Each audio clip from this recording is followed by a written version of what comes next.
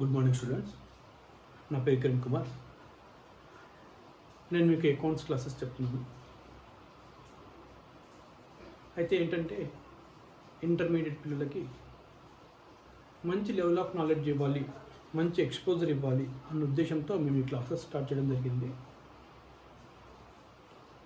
అయితే ఫస్ట్ మేము intermediate first year చేసి మొత్తం అంతా అప్లోడ్ అయిన తర్వాత సెకండ్ ఇయర్వి చేద్దామని అనుకున్నాము.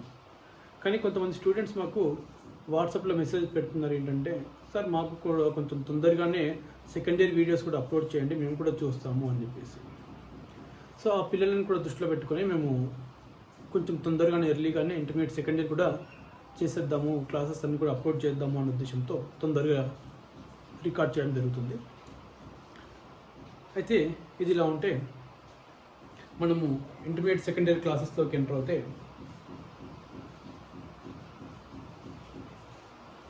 ఇంటర్మీడియట్ ఫస్ట్ ఇయర్లో మీరు ఏ సబ్జెక్ట్ అయితే నేర్చుకున్నారో ఆ సబ్జెక్ట్ని మీరు ఒకసారిగా రివిజన్ ఇచ్చుకోండి. ఆ సబ్జెక్ట్ ఒకసారి రివిజన్ ఇచ్చుకున్న తర్వాత, రివిజన్ అంటే మొత్తం చదివేమని కదండి, జస్ట్ ఆ కాన్సెప్ట్స్ ఏవైతే ఉన్నాయో ఒకసారి గుర్తు తెచ్చుకోండి. వన్స్ ఒకసారి మీరు గుర్తు తెచ్చుకున్న తర్వాత సెకండ్ ఇయర్ కాన్సెప్ట్స్లోకి వెళ్ళడం బెస్ట్. అంటే మీకు చాలా బాగా అర్థం అవ్వడానికి ఈజీగా ఉంటుంది. మీరు ఏదైనా సాల్వ్ చేసేటప్పుడు కూడా మీకు చాలా ఈజీగా, అంటే ఏది ఎందుకోసం చేస్తున్నారు అన్నది మీరు ఈజీగా కనెక్ట్ అవుతుంది అన్నమాట. అయితే ఇంటర్మీడియట్ సెకండ్ ఇయర్లో మనకున్న టాపిక్స్ ఇవి అవుతుంది. Depreciation accounting. డిప్రిసియేషన్ అకౌంటింగ్ అంటే ఏంటంటే, మీరు ఒక సెకండ్ హ్యాండ్ కార్ కొనడానికి వెళ్ళారనుకోండి, అక్కడ అమ్మేవాడు 10 లక్షలు చెప్తాడు. అప్పుడు మీరు అది షోరూమ్ వాల్యూ ఎంత ఉందో చూస్తారు. షోరూమ్ వాల్యూ కూడా 10 lakhs ఉందనుకోండి, 10 lakhs ఉన్నప్పుడు 10 lakhsకి మీరు కొనడానికి ఒప్పుకోరు. ఎందుకంటే ఆల్రెడీ అది కొద్ది రోజులు వాడు వాడాడు కాబట్టి ఆ వాడినందుకు ఆ వాల్యూ ఏదైతే ఉందో అది తగ్గించమని అడుగుతారు. ఓకేనా? ఇన్ ద సేమ్ వే మీరు కార్ అమ్మేప్పుడైనా పర్వాలేదు, మీరు కార్ అమ్మేప్పుడైనా వేరే వ్యక్తి మీ దగ్గరికి వచ్చినప్పుడు మీరు చెప్పిన రేటుకి తను చూసుకుంటాడు అనమాట. ఆ కార్ యూసేజ్కి మీరు చెప్పిన రేటుకి సరిపోయిందా లేదా, మ్యాచ్ అయిందా లేదా అని ఆ కారు కండిషన్ని బట్టి తను తీసుకుంటాడు. అయితే మనం కారు కొన్న కాస్ట్ ఏదైతే ఉందో ఆ కాస్ట్లోంచి వాడు వాల్యూని మైనస్ చేస్తాడు. ఎందుకోసం మైనస్ చేస్తాడు అంటే, మనం వాడకం ఎలా ఉందని దానిపైన చూసి దాని కండిషన్, ఇంజన్ కండిషన్ కానీ కార్ కండిషన్ కానీ ఎలా ఉందో చూసుకొని దాన్ని బేస్ చేసుకొని ఒక వాల్యూ అరైవ్ అవుతాడు అనమాట. సో ఆ అమౌంట్ ఏదైతే ఉందో మీరు కొన్న కాస్ట్లోంచి ఏదైతే అమౌంట్ తీస్తారో అది తీసిన తర్వాత ఆ కార్కి అప్పుడు వాళ్ళు పెట్టే ఫేర్ మార్కెట్ వాల్యూ, లేదంటే మార్కెట్లో మీ కార్కి ఎంత వాల్యూ ఉందో సేల్ వాల్యూ అనేది వస్తుంది.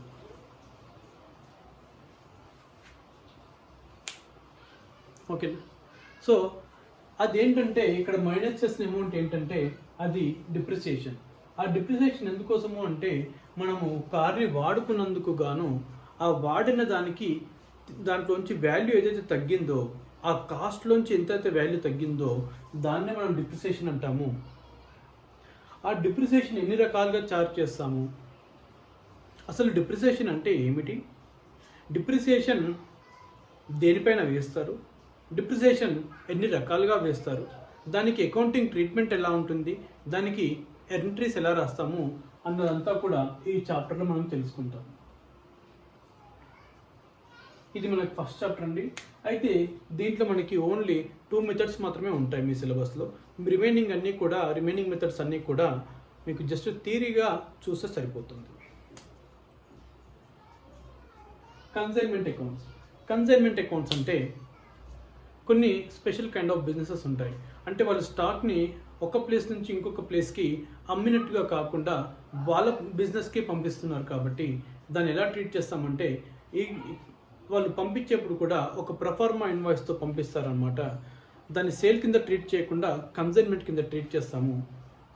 దానికి సంబంధించిన అన్ని వ్యవహారాల గురించి, అంటే ట్రాన్సాక్షన్స్ అన్నింటినీ కూడా ఎలా ట్రీట్ చేయాలి అని చెప్పేది consignment accounts. Accounting for non profit organizations అంటే నార్మల్గా మనం ఏమనుకుంటామంటే బిజినెస్ అంటే ప్రాఫిట్ కోసమే చేసేది బిజినెస్. సో దాంట్లో మనం అకౌంట్స్ చేస్తున్నాం, రైట్? అంటే బిజినెస్ కోసమే మనం అకౌంట్స్ ప్రిపేర్ చేస్తున్నాం. బిజినెస్ అంటే ప్రాఫిట్ కోసమే చేసేది. కానీ there are many organizations which work for non profit. అంటే అకౌంట్స్ అనేది కేవలం బిజినెస్ కోసమే కాదు, ఎవరైనా సరే ఎవరైతే డీల్ చేస్తున్నారో, మనీతో డీల్ చేస్తున్నారో, ఎవరైతే వాళ్ళ ఫైనాన్షియల్ పొజిషన్ ఏంటో చెప్పుకోవాలనుకుంటున్నారో వాళ్ళందరూ కూడా అకౌంట్స్ ప్రిపేర్ చేసుకుంటారు. అయితే ఇక్కడ దీంట్లో వచ్చేసరికి నాన్ ప్రాఫిట్ ఆర్గనైజేషన్స్ అంటే ఏంటి? ఇప్పుడు కొన్ని ట్రస్ట్లు ఉంటాయి. ఆ ట్రస్ట్లు ఏంటంటే వాళ్ళకు కొన్ని ఆబ్జెక్టివ్స్ ఉంటాయి. కొంతమందికి కల్చరల్ ఆబ్జెక్టివ్స్ ఉంటాయి, కొంతమందికి సోషల్ వెల్ఫేర్ ఆబ్జెక్టివ్స్ ఉంటాయి. వాళ్ళ ముఖ్య ఉద్దేశము అవి రెండే కాబట్టి వాళ్ళు దాన్ని చూసుకోవడంలోనే బిజీగా ఉంటారు తప్పితే దాంట్లో మళ్ళీ ప్రాఫిట్ని ఎర్న్ చేయాలనే ఉద్దేశంతో వాళ్ళు ఉండరు. సో అలాంటి ఆర్గనైజేషన్స్ ఉన్నప్పుడు మనం ఎలా అకౌంట్స్ చేయాలి అని చెప్పేది accounting for non profit organizations. అంటే దానికి చేసినట్టే దీనికి చేస్తాం కదా సార్ అంటే అకౌంటింగ్ రూల్స్ అన్నీ ఒకేలా ఉంటాయి. బట్ ద ఓన్లీ థింగ్ అక్కడ ట్రీట్మెంట్ లాస్ట్కి ఫైనల్గా మనం ఇచ్చే ట్రీట్మెంట్, మనం వాడే మన టర్మినాలజీ అనేది కొద్దిగా చేంజ్ అవుతుంది. అదే accounting for non profit organisations.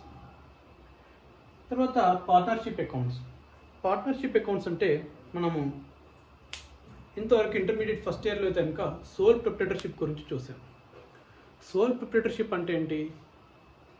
Okay owner తన దగ్గరున్న డబ్బుతో అంటే క్యాపిటల్తో, మూలధనంతో బిజినెస్ని స్టార్ట్ చేస్తున్నాడు. తర్వాత ఆ బిజినెస్ స్టార్ట్ చేసిన తర్వాత ప్రాఫిట్ ఏంటి, వాడి పొజిషన్ ఏంటో తెలుసుకోవాలనుకున్నాడు. దానికి గాను అకౌంట్స్ తయారు చేసుకున్నాడు. ఆ అకౌంట్స్ ఎలా తయారు చేస్తాము, అకౌంట్స్ ఎలా ఉంటాయి అనేది మనం ఇంటర్మీడియట్ ఫస్ట్ ఇయర్లో చూసాము. అయితే ఇక్కడ ఒకటి కన్నా ఎక్కువ మంది ఓనర్లు ఉన్నప్పుడు మనం బిజినెస్లో అకౌంట్స్ ఎలా తయారు చేస్తాము అన్నది ఇక్కడ మనం చూస్తాం. అయితే మనం ఇక్కడ డీల్ చేస్తుంది పార్ట్నర్షిప్ అకౌంట్లో ఒకటి అడ్మిషన్ ఆఫ్ పార్ట్నర్, ఇంకోటి retirement or death of partner. మీ సిలబస్లో మీకు ఇక్కడ కవర్ అయ్యేది ఇవి రెండు మాత్రమే, admission and retirement or death of partner. అదేంటంటే అడ్మిషన్ రిటైర్మెంట్ అని మాట్లాడుతున్నారు. దీంట్లో అడ్మిషన్ రిటైర్మెంట్ ఏంటి? ఇద్దరు ఫ్రెండ్స్ ఉన్నారు, ఇద్దరు ఫ్రెండ్స్ కలిసి బిజినెస్ స్టార్ట్ చేశారు. దీన్ని చెట్టులాగా ఒక సీడ్ వేసిన దగ్గర నుంచి అది మహావృక్షంలా పెరిగి పండ్లు వచ్చినాయి. ఆ పండ్లు పెరిగేంత వరకు కూడా వీళ్ళిద్దరు దానికి కాపలా కాస్తూ ఉన్నారు. ఇలా వీళ్ళిద్దరూ కాపలా కాస్తున్నప్పుడు సడన్గా థర్డ్ వ్యక్తి వచ్చాడు, ఇంకో ఫ్రెండ్. వాడు వచ్చి అరే నేను కూడా దీనికి కాపలా కాస్తుంటాను, నేను కూడా పండ్లు తీసుకెళ్తాను అన్నాడు. మరి వీళ్ళిద్దరూ ఊరుకుంటారు? అప్పుడు ఇన్ని రోజులు మేము చెట్టు పెట్టింది నేను, దానికి తోడింది నేను, విత్తనం పెట్టింది నేను, నీళ్లు పోసింది నేను, పెంచింది నేను, కాపలా కాసింది నేను. అట్లాంటప్పుడు నువ్వు సడన్గా పండ్లు వచ్చే టైంకి వస్తానంటే నేను ఎలా ఇస్తానురా అంటాడు. సో అప్పుడు వీడు అంటాడు, అరే నువ్వు ఇన్ని రోజులు కష్టపడ్డావు కదా, దానికి ఎంత కావాలో చెప్పు, అంత నేను ఇస్తాను, నీకు కాంపన్సేషన్ నేను ఇస్తాను, ఈ రోజు నుంచి నేను కూడా మీతో జాయిన్ అవుతాను అంటాడు. సో వీళ్ళకి చెప్తున్న కాంపన్సేషన్ అంటే అన్ని రోజులు వాళ్ళ కష్టార్జితం ఏదైతుందో ఆ కష్టానికి వాళ్ళకు ఒక లంసమ్ అమౌంట్ వాళ్ళకు మూట అప్పచెప్పి వాడు వాళ్ళతో పాటు జాయిన్ అవ్వడానికి రెడీ అవుతున్నాడు. ఓకే, సో అలా జాయిన్ అవ్వడానికి ఏదైతే రెడీ చేస్తున్నాడో అంటే ఈ కాంపన్సేషన్ వాల్యూ చేయడానికి ఏదైతే మనం వాల్యుయేషన్స్ చేస్తుంటామో ఆ దానికే మనకు అడ్మిషన్ ఆఫ్ పార్ట్నర్షిప్ ఉపయోగపడుతుంది. Next retirement or death. So వీళ్ళు ముగ్గురు కలిసి మళ్ళీ బిజినెస్ చేస్తున్నారు.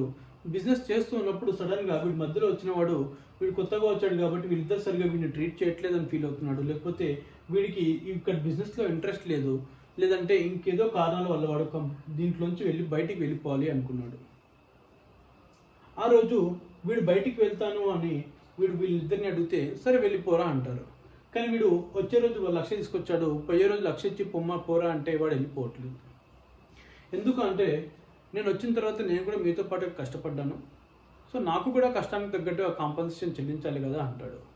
సో అలా వాడు వెళ్ళేప్పుడు వాడికి ఏదైతే ఇవ్వాలో దానికి సంబంధించిన వాల్యుయేషన్స్ ఏవైతే చేస్తామో అంటే వర్కౌట్స్ అంతా ఏదైతే చేస్తామో అదంతా కూడా రిటైర్మెంట్లో తెలుస్తుంది.